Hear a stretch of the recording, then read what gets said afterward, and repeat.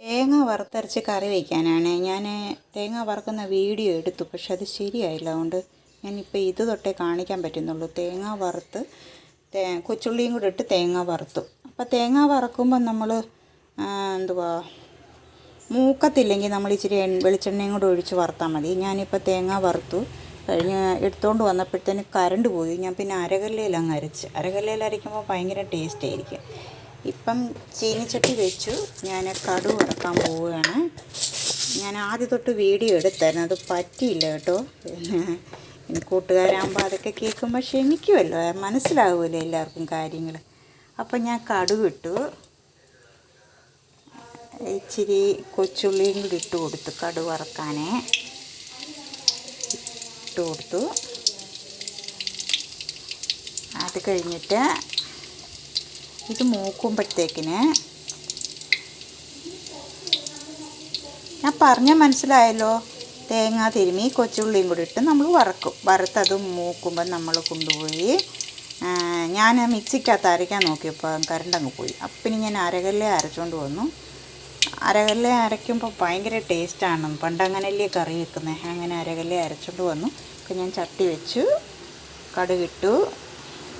അപ്പം തേങ്ങ വറുക്കുന്നതിനകത്ത് മുളക് പൊടിയും മല്ലിപ്പൊടിയും ഉലുവാപ്പൊടിയും കൂടെ നമ്മൾ ചൂടാക്കി എല്ലാം അരച്ച് കൊണ്ടുവന്നു. നമ്മളിപ്പം ഉള്ളി ഇട്ട് കൊടുത്തു. ഉള്ളിയും കറിവേപ്പിലയും കൂടി ഇട്ട് കൂട്ടത്തിൽ പച്ചമുളക് കൂടി ഇട്ട് കൊടുക്കുക.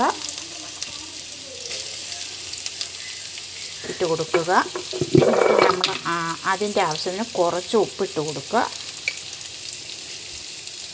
പിന്നെ ഇളക്കി കൊടുക്കുക നല്ലപോലെ.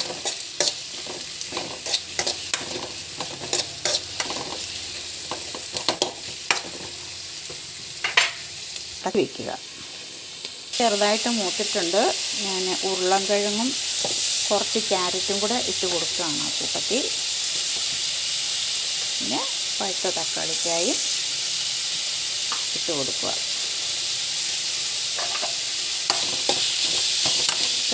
ഇച്ചിരി നേരം അടച്ചു വെച്ച് വേവണം.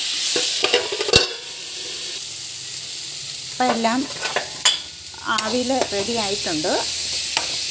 ഇനി നമ്മൾ അരപ്പ് ഒഴിച്ച് കൊടുക്കും.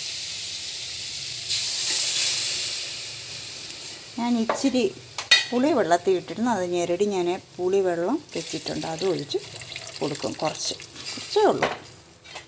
പിന്നെ ഞാൻ മുമ്പ് ഉപ്പിട്ടായിരുന്നു. പിന്നെ ഇനി വെന്ത് കഴിഞ്ഞ് ഉപ്പ് വേണമെങ്കിൽ പിന്നെ ആവശ്യത്തിന് ഇട്ട് കൊടുക്കാം. ഇനി നമുക്കിത് അടച്ച് വയ്ക്കാം. ഞാൻ ഒന്നും കൂടെ പറയാം. എൻ്റെ കൂട്ടുകാരാണ് എല്ലാവരും, എനിക്കറിയാം. ഞാൻ തന്നെയാണ് വീഡിയോ എടുക്കുന്നതും ഇത് സെൻഡ് ചെയ്യുന്നതും എല്ലാം. എന്തെങ്കിലും തെറ്റോ കുഴപ്പമോ ഒക്കെ ഉണ്ടെങ്കിൽ എല്ലാവരും എന്നോട് ക്ഷമിക്കും. എൻ്റെ കൂട്ടുകാരാണെന്ന് എനിക്കറിയാം. എല്ലാവരും എന്നോട് സപ്പോർട്ട് ചെയ്യുക.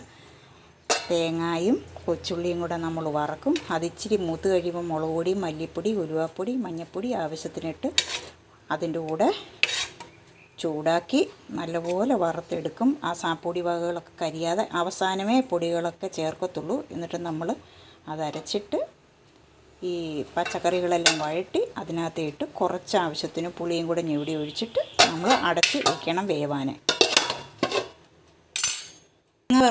തേങ്ങ വറുത്തരച്ച് കറി റെഡി ആയിട്ടുണ്ട്. എല്ലാവർക്കും അറിയാമെന്ന് എനിക്കറിയാം. പക്ഷെ ഞാൻ ഈ വീഡിയോ ഇട്ടെന്ന് മാത്രം. അറിയാത്തവരുണ്ടെങ്കിൽ വെച്ച് നോക്കുക.